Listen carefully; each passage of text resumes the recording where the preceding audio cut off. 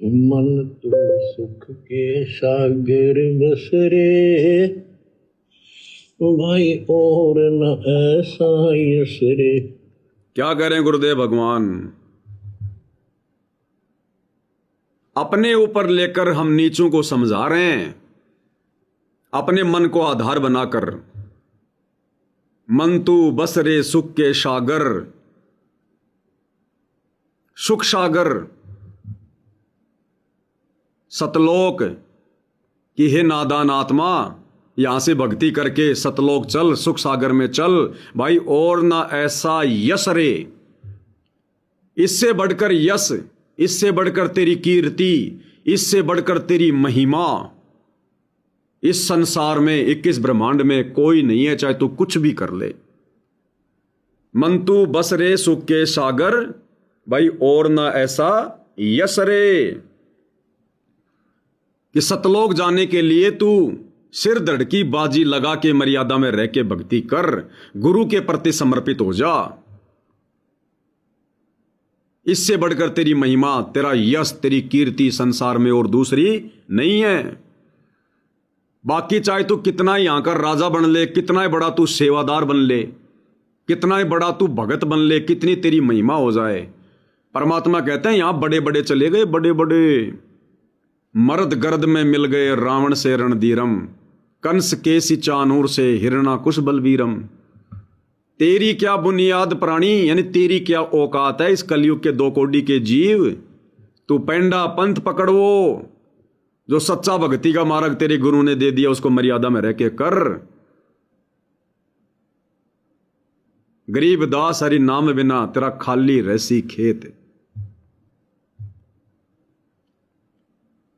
ये क्या महिमा चाह रहे हैं, ये गांव में जा जाके झाड़ू निकाल के क्या महिमा चाह रहे हैं, ये लोगों के मकान बना के क्या महिमा चाह रहे हैं, ये लोगों को मोटर पाइप दे दे के क्या महिमा चाह रहे हैं, ये राशन बांट बांट के लोगों की धर्मशाला बना के क्या झूठी महिमा चाह रहे हैं ये। परमात्मा कहते हैं तारों बीच चंद्रमा ज्यों झलके और तेरी महिमा जला जल की, और बने कुकरा बिष्टा खावे या माटी जंगल की।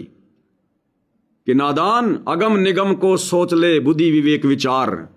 ये ज्ञान इसीलिए सुनाया जाता है कि तू वर्तमान में क्या ये लोगों के नीचे हाथ दे के, ये बेगार करके, सतगुरु की मर्यादित भक्ति ना करके, और अपने जैसे 2 कोटि के भक्तों के कहने पर, कोऑर्डिनेटर के कहने पर, गुरु के बेटा बेटी के कहने पर, और तू अपने सतगुरु की आज्ञा की उल्लंघना कर रहा है।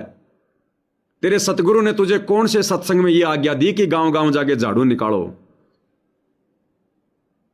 अरे झाड़ू निकालो, भक्ति रूपी झाड़ू, अपने अंतःकरण को साफ करो, इन 5 विकारों के ऊपर झाड़ू निकालो।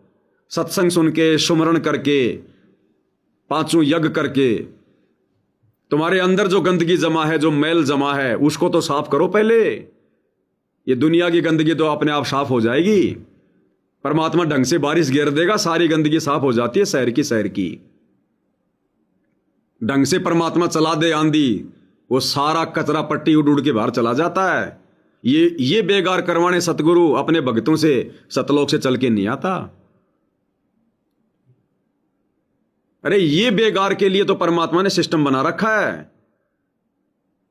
ये बेगार के लिए परमात्मा ने गांव में सरपंच बना रखा है, वार्ड पंच बना रखा है, पार्षद बना रखा है, एमएलए बना रखा है, एमपी बना रखा है, मंत्री, मुख्यमंत्री, प्रधानमंत्री, राष्ट्रपति। ये हमारे नौकरी तो हैं, ये हमारे सेवक ही तो हैं। हमने इनको वोट देके राजा क्यों बनाया? हम इनको टैक्स क्यों दे रहे हैं? हर चीज पर टैक्स क्यों दे रहे हैं? इन्हीं सेवाओं के लिए, इन्हीं आवश्यकताओं के लिए। और वो काम तुम कर रहे हो जबरदस्ती जा जाके। तो राजा क्या करेगा फिर? टैक्स का दुरुपयोग करेगा।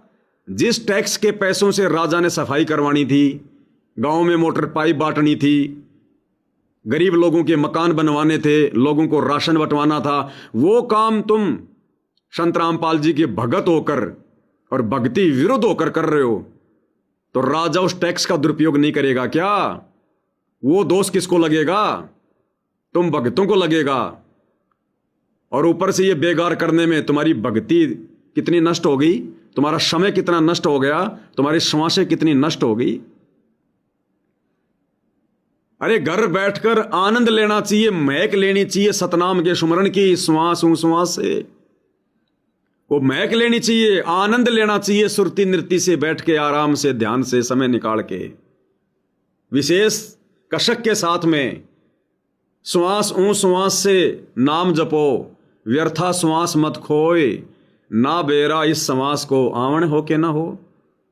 घर बैठ के श्वास श्वास से सतनाम का स्मरण करके वो मोक्ष रूपी महक लेनी चाहिए। और ये गांव गांव जाके झाड़ू निकाल के वहां पर धूल मिट्टी अपने अंदर ले रहे हैं, धूल मिट्टी फाक रहे हैं, धूल सूंघ रहे हैं, वहां पर वो गंदगी सूंघ रहे हैं। तो अगले जन्म में परमात्मा इनको सूअर की योनि में ना डाले तो क्या करे, जो मनुष्य होने के बाद भी वही काम कर रहे हैं। तो परमात्मा कहते हैं नादान, ये झूठी महिमा के चक्कर में क्यों तो तू अपने कर्म फोड़ रहा है, और क्यों इस संगत के कर्म फोड़ रहा है। थोड़ा बुद्धि विवेक का इस्तेमाल कर, अगम निगम को खोज। तूने धर्मशाला बनवा दी जाटों की, जाटों ने तुम दोनों भाइयों को यानी सतगुरु रामपाल जी के दोनों नालायक बेटों को एक 50 रुपए का कपड़ा, वो पगड़ी सिर पे बांध दी, ये फूल गए अपने आप में, वाह जी वाह, हम तो समाज में सम्माननीय हो गए। अरे नालायकों, उस 50 रुपए के उस कपड़े के टुकड़े के चक्कर में तुम लोगों ने कितने भक्तों का भक्ति धन नष्ट करवा दिया, कितने भक्तों का बेचारों का खून पसीने का वो पैसा, वो करोड़ों रुपया तुमने जाटों की धर्मशाला बनवाने में लगा दिया। वो 50 रुपए के उस टुकड़े के चक्कर में, झूठी महिमा के चक्कर में, गले में माला डलवाने के चक्कर में, तालियां बजवाने के चक्कर में। तो परमात्मा कहते हैं नालायक, आज से पहले तू बहुत बड़ा राजा भी रह चुका है, महाराजा भी रह चुका, तू सेठ भी रह चुका है, तू समाज सेवी भी रह चुका है, तेरी बहुत बड़ी बड़ी महिमा भी हो चुकी है। अरे जब उससे तेरा पेट नहीं भरा, तेरी आत्मा जो है तृप्त नहीं हुई, अब ये गांव गांव जाके भक्तों से झाड़ू लगवा के तेरी क्या आत्मा संतुष्ट होगी तेरी। अब तो तुम्हें काल रगड़ रहा है, तुम्हें ढंग से मशीन में डाल के काल रगड़ रहा है। तुम्हारी समझ में नहीं आ रही अब ये बात है। उल्टा तुम्हें कोई शिक्षा दे दो, तुम्हें ऐसा लगेगा जैसे बस दुश्मन है मेरा। सच्ची बात कड़वी लगती है। और परमात्मा कहते हैं जेता मीठा बोल ही तेता संत ना होए, और खरी खरी बाता कहें संत कहावे सोए। तो भैया हम तो संत हैं, सतगुरु के भगत हैं, जो कहेंगे सच्ची कहेंगे, खरी खरी कहेंगे, कड़वी कड़वी कहेंगे।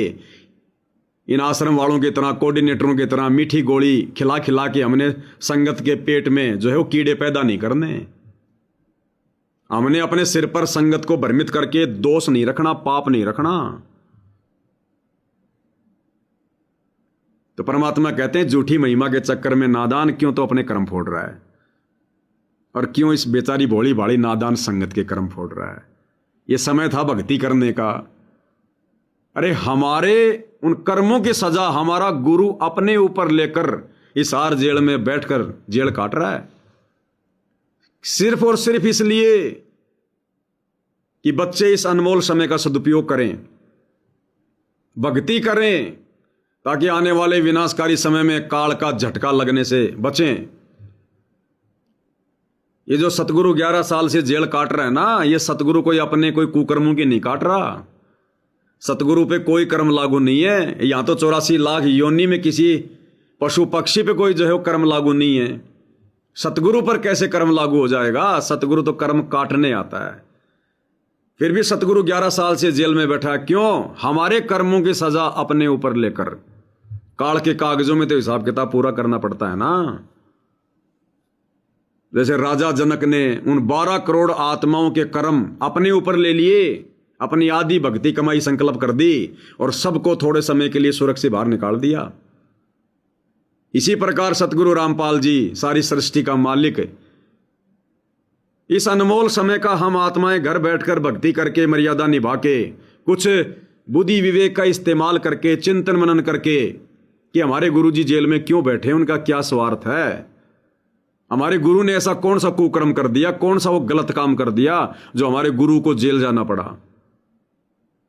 वो हम नीचों के कुकर्मों की सजा जो बरवाला कांड में उनके परिवार ने किए, उनके परिवार के चक्कर में आकर हजारों भक्तों ने किए, और हमारे जन्म जन्मांतरों के कुकर्म, जिन कुकर्मों के चलते आज हमने जेल काटनी थी, किसी का बलात्कार करके, किसी का मर्डर करके, किसी की चोरी करके, किसी की ठगी करके, परमात्मा ने उन कर्मों को अपने ऊपर ले लिया ताकि बच्चों तुम भक्ति करो, समय का सदुपयोग करो, समय बहुत कम है, सतलोक चलना है, ज्ञान तुम्हें पूरा दे दिया गया, कुछ सतलोक चलने की तैयारी करो। तो इन तमाम भक्तों के कुकर्म सतगुरु अपने ऊपर लेकर काल के कागजों में सजा काट रहा है, और ये नादान क्या कर रहे हैं, समझ ही नहीं रहे इन बातों को, और बेगार में लगे हुए हैं। तो क्या करेगा अब सतगुरु भाई, क्या देगा तुम्हें सतगुरु, मोक्ष देगा? ये तो आने वाला समय बताएगा। फिर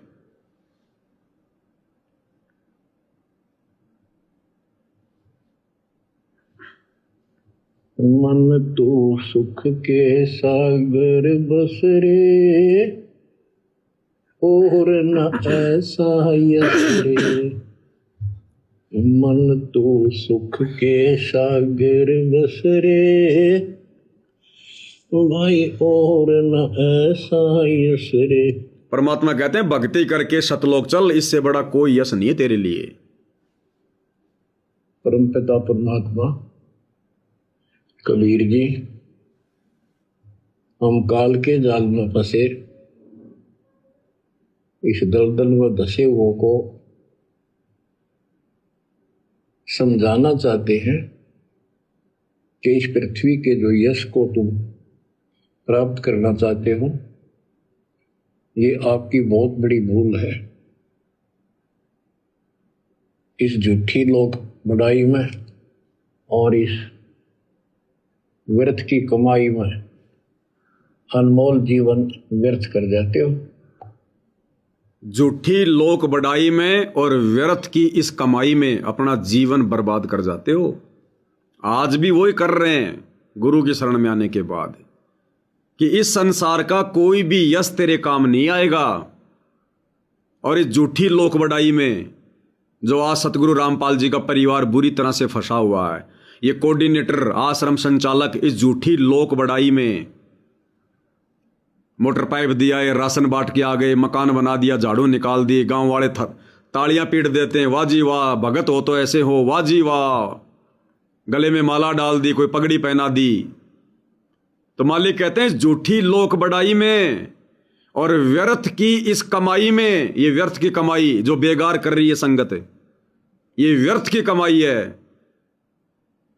अरे कौन से पुस्तक में, कौन से सत्संग में लिखा कि गांव गांव जाकर झाड़ू निकालकर हम कुछ कमाई अर्जित करेंगे, या गांव गांव जाके झाड़ू निकालेंगे, लोगों के मकान बनाएंगे तो वो कमाई हमारे भक्ति अकाउंट में जमा होगी?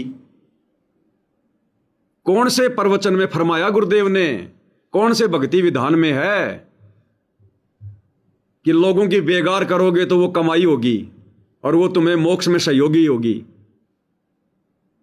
कहां लिखा हुआ है? परमात्मा तो कहते हैं हरि सेवा युग 4 है और गुरु सेवा पल 1।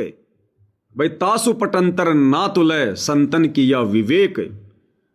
सतगुरु की सच्ची सेवा के आगे तो यदि भगवान की 4 युग तक भी सेवा करते रहे तो भी फैल है। और तुम तो जगत वाले 2 कोटि के जीवों की सेवा करने में लगे हुए हो, उनका टट्टी पेशाब उठाने में लगे हुए हो। यहां तो गुरु कह रहा कि गुरु मिलने के बाद भगवान की भी सेवा नहीं करनी, जिसको हम भगवान मानते थे पहले, केवल सतगुरु की सेवा। और सतगुरु की सेवा क्या है? सतगुरु ने जो तीनों समय की आरती दी है उसको विधिवत करना सतगुरु की सेवा है। सतगुरु ने जो सत्संग दे दिया उसको ध्यान से सुनना सतगुरु की सेवा है। सतगुरु ने जो 5 यज्ञ दे दी उनको विधिवत करना सतगुरु की सेवा है। सतगुरु को भोग लगाकर प्रसाद खाना यह सतगुरु की सेवा है। सतगुरु के चरण धो धो के पीना यह सतगुरु की सेवा है। सतगुरु की महिमा करना और सतगुरु के ज्ञान का प्रचार करना यह सतगुरु की सेवा है। ये गांव गांव जाके झाड़ू निकालना, कुत्तों का लैट्रिन साफ करना ये सेवा नहीं है। अनुपदेशी आन उपासना करने वाले नशेड़ी लोगों के जा जाके मकान बनाना, खुद की जेब से पैसा लगाना, ये सतगुरु की सेवा नहीं है। ये तो बेगार है, बेगार। तुम्हें सेवा का ही नहीं पता अभी तक। भक्ति क्या खाक करोगे तुम? ये यथार्थ सेवा सतगुरु की, जिससे मोक्ष मिलेगा, सुख मिलेगा, शतलोक में परमानेंट स्थान मिलेगा, यश मिलेगा। अरे हमने दुनिया का यश नहीं चाहिए, हमने सतगुरु से यश चाहिए। दुनिया हमारी पीठ थपथपाए, इससे हमें क्या फायदा? उल्टा हमारी भक्ति का नुकसान होगा। सतगुरु हमारी पीठ थपथपाए कि वाह बेटा वाह, कमाल कर दिया, वो यश हमारे काम आएगा, जिससे हमारा सतगुरु प्रसन्न है। इस नकली लोक का नकली यश हमारे किसी काम का नहीं है, चाहे कितना दुनिया की बेगार कर लो।